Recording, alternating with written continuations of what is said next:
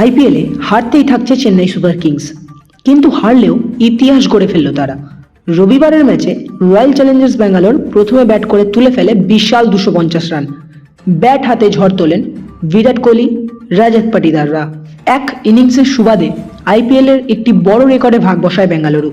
আইপিএলের সবচেয়ে বেশি 200+ স্কোরের রেকর্ড ছিল চেন্নাই সুপার কিংসের দখলে 36 বার, আর এই ম্যাচে সেই সংখ্যায় পৌঁছে যায় বেঙ্গালুরু।